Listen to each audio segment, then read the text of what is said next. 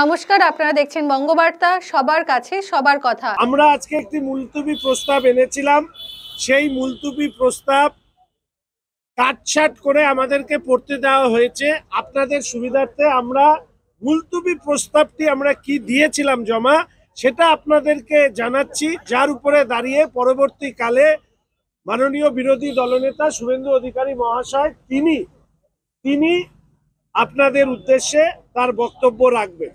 আমাদের প্রস্তাব ছিল, অত্যন্ত উদ্বেগের সাথে লক্ষ্য করা যাচ্ছে যে বিগত কয়েক বছর ধরে স্থায়ী কর্মচারী নিয়োগের ক্ষেত্রে পশ্চিমবঙ্গ সরকার বিশেষ কোনো উদ্দেশ্য নিয়ে মোটেই আগ্রহ দেখাচ্ছেন না, সম্পূর্ণ উদাসীন থাকছেন।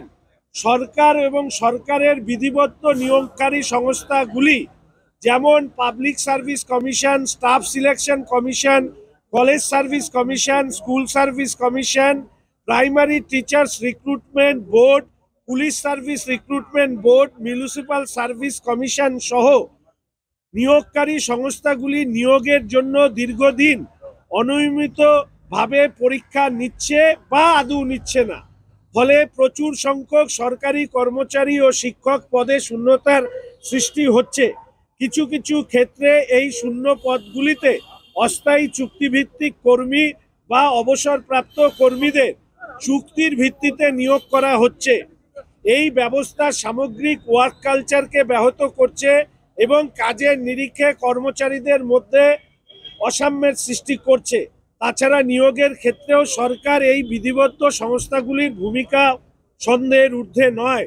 নানা ধরনের দুর্নীতির অভিযোগে এই সংস্থাগুলির বিরুদ্ধে রয়েছে। নিয়োগের ক্ষেত্রে সরকারের ভূমিকা মোটেই স্বচ্ছ নয়, জনমানুষে এই ধারণা দৃঢ়ভাবে প্রতিষ্ঠিত হয়েছে।